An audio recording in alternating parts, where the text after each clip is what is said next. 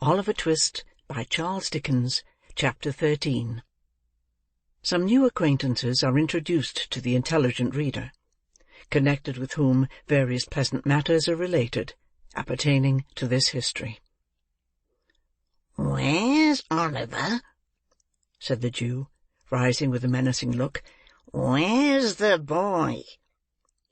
The young thieves eyed their preceptor, as if they were alarmed at his violence, and looked uneasily at each other, but they made no reply. "What's become of the boy?" said the Jew, seizing the Dodger tightly by the collar, and threatening him with horrid imprecations. "Speak out, or I'll throttle you." Mr. Fagin looked so very much in earnest, that Charley Bates, who deemed it prudent in all cases to be on the safe side, and who conceived it by no means improbable that it might be his turn to be throttled second, dropped upon his knees, and raised a loud, well-sustained, and continuous roar, something between a mad bull and a speaking trumpet. "Will you speak?" thundered the Jew, shaking the Dodger so much that his keeping in the big coat at all seemed perfectly miraculous. "Why, the traps have got him, and that's all about it," said the Dodger sullenly. "Come, let go of me, will you?" And swinging himself at one jerk, clean out of the big coat, which he left in the Jew's hands, the Dodger snatched up the toasting fork, and made a pass at the merry old gentleman's waistcoat, which, if it had taken effect, would have let a little more merriment out, and could have been easily replaced. The Jew stepped back in this emergency, with more agility than could have been anticipated in a man of his apparent decrepitude, and, seizing up the pot, prepared to hurl it at his assailant's head.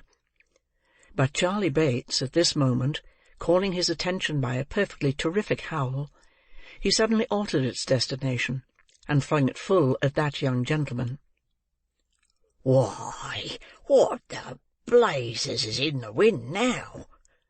growled a deep voice. "Who pitched that here at me? It's well it's beer, and not the pot as hit me, or I'd have settled somebody.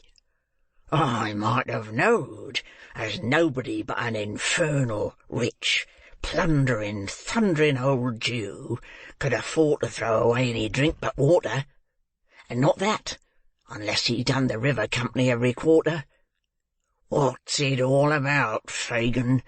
Damn me if my neck-handkerchief ain't lined with beer. Come in, you sneaking varmint. What are you stopping outside for, as if you was ashamed of your master? Come in."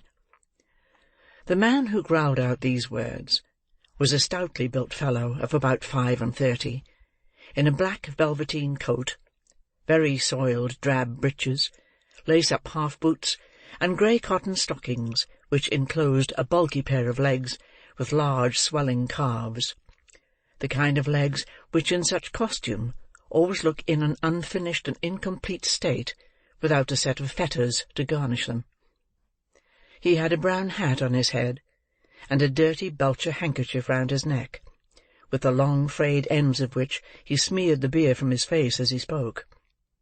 He disclosed, when he had done so, a broad heavy countenance with a beard of 3 days' growth, and 2 scowling eyes, one of which displayed various party-coloured symptoms of having been recently damaged by a blow. "Come in, d'ye hear?" growled this engaging ruffian. A white shaggy dog, with his face scratched and torn in 20 different places, skulked into the room. "Why didn't you come in afore?" said the man. "You're getting too proud to own me afore company, are you? Lie down." This command was accompanied with a kick, which sent the animal to the other end of the room. He appeared well used to it, however, for he coiled himself up in a corner very quietly, without uttering a sound, and winking his very ill-looking eyes 20 times in a minute, appeared to occupy himself in taking a survey of the apartment. "What are you up to? Ill-treating the boys, you covetous, avaricious, insatiable old fence," said the man, seating himself deliberately. I wonder they don't murder you. I would, if I was them. If I'd been your 'prentice, I'd have done it long ago. And, no, I couldn't have sold you afterwards, for you're fit for nothing but keeping as a curiosity of ugliness in a glass bottle, and I suppose they don't blow glass bottles large enough." "Hush, hush, Mr. Sikes," said the Jew, trembling. "Don't speak so loud." "None of your mistering," replied the ruffian. "You always mean mischief when you come that. You know my name. Out with it. I shan't disgrace it when the time comes." "Well, well, then, Bill Sikes," said the Jew, with abject humility, "you seem out of humour, Bill." "Perhaps I am," replied Sikes. "I should think you was rather out of sorts, too, unless you mean as little harm when you throw pewter pots about as you do when you blab and—" "Are you mad?" said the Jew, catching the man by the sleeve, and pointing towards the boys.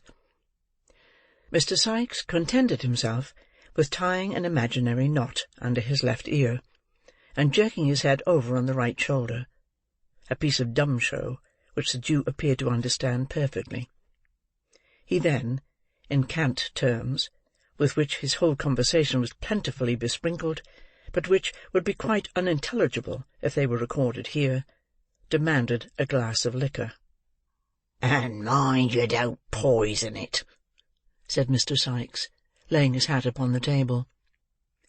This was said in jest, but if the speaker could have seen the evil leer with which the Jew bit his pale lip as he turned round to the cupboard, he might have thought the caution not wholly unnecessary, or the wish, at all events, to improve upon the distiller's ingenuity, not very far from the old gentleman's merry heart. After swallowing 2 or 3 glasses of spirits, Mr. Sikes condescended to take some notice of the young gentleman, which gracious act led to a conversation, in which the cause and manner of Oliver's capture were circumstantially detailed, with such alterations and improvements on the truth as to the Dodger appeared most advisable under the circumstances. "I'm afraid," said the Jew, "that he may say something which will get us into trouble." "That's very likely," returned Sikes with a malicious grin.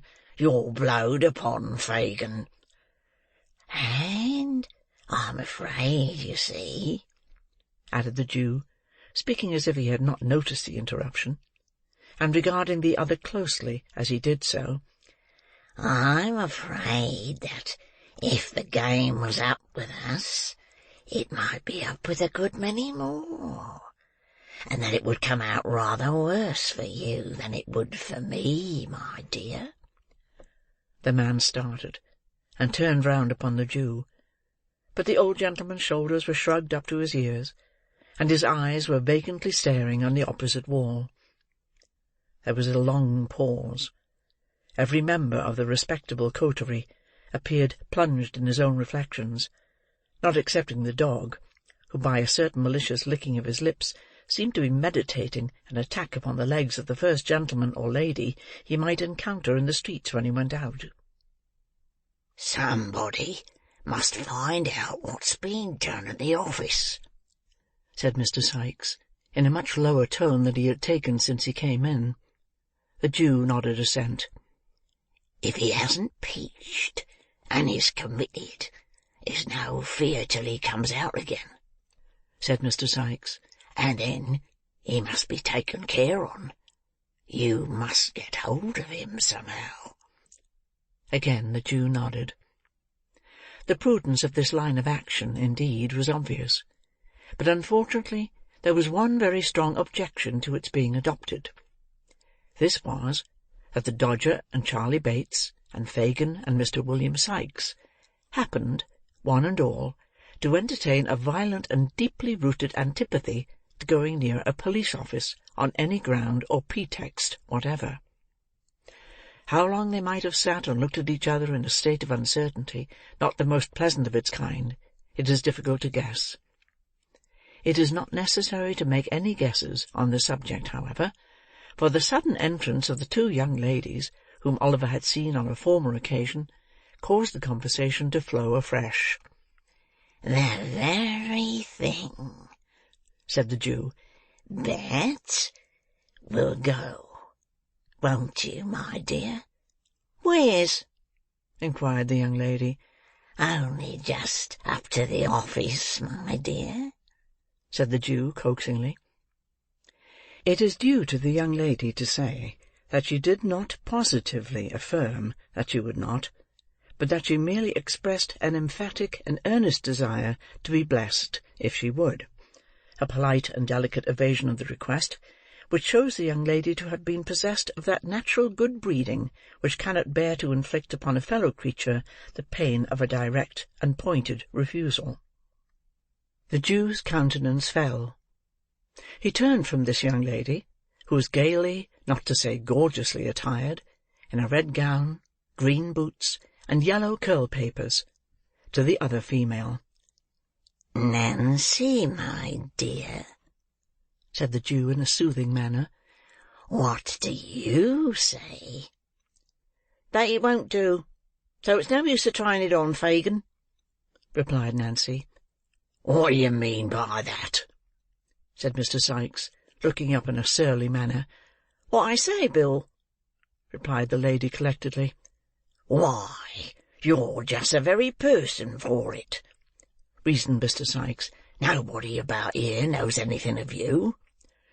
"And as I don't want 'em to, neither," replied Nancy in the same composed manner, "it's rather more no than yes with me, Bill." "She'll go, Fagin," said Sikes. "No, she won't, Fagin," said Nancy.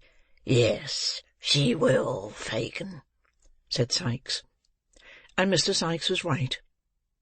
By dint of alternate threats, promises, and bribes, the lady in question was ultimately prevailed upon to undertake the commission.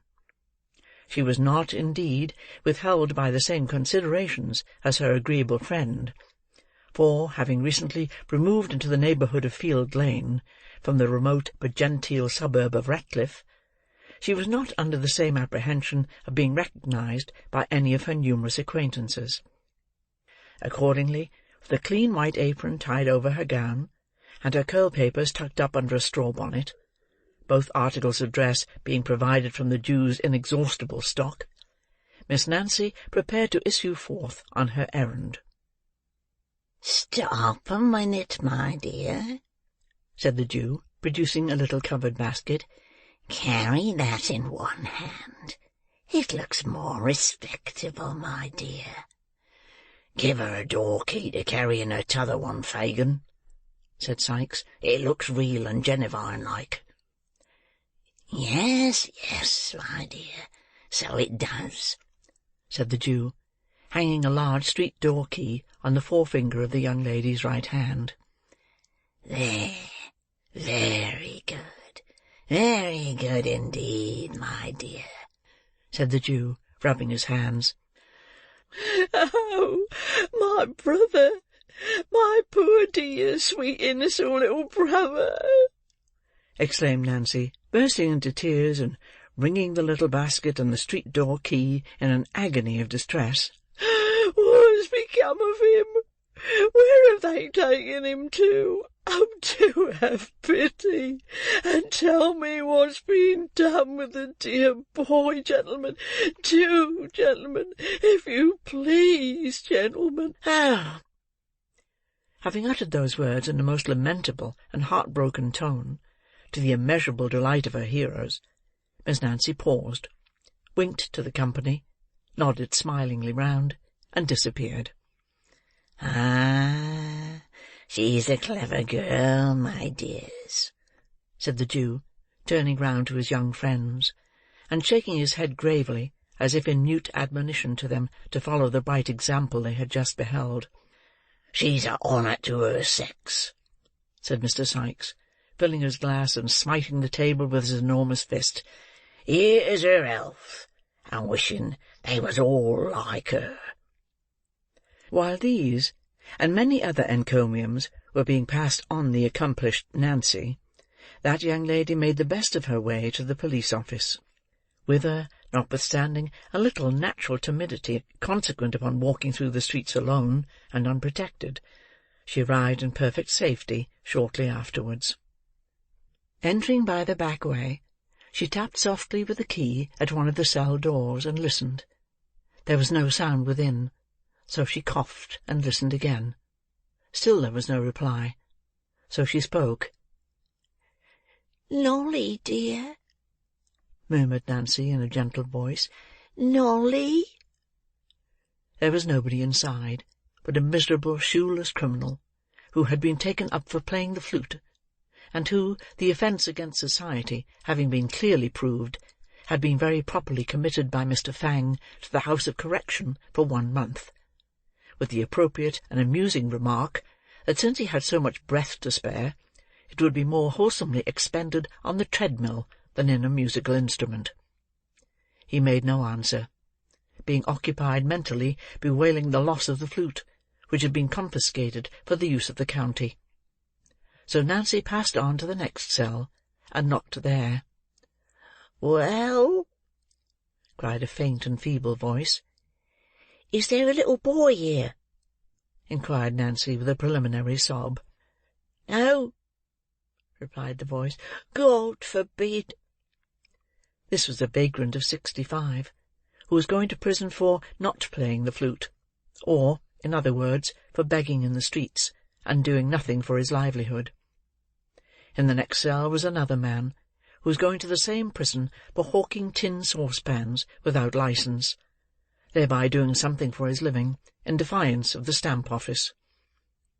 But as neither of these criminals answered to the name of Oliver, or knew anything about him, Nancy made straight up to the bluff officer in the striped waistcoat, and with the most piteous wailings and lamentations, rendered more piteously by a prompt and efficient use of the street door key and the little basket, demanded her own dear brother.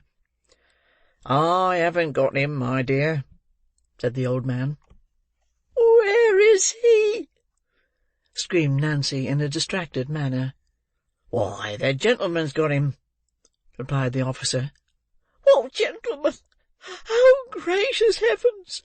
What gentleman?" exclaimed Nancy.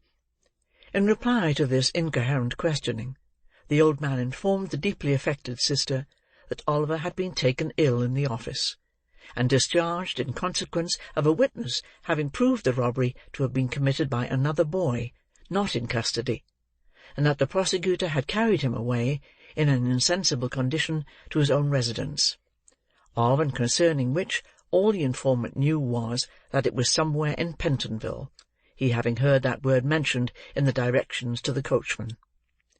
In a dreadful state of doubt and uncertainty, the agonized young woman staggered to the gate, and then, exchanging her faltering walk for a swift run, returned by the most devious and complicated route she could think of, to the domicile of the Jew.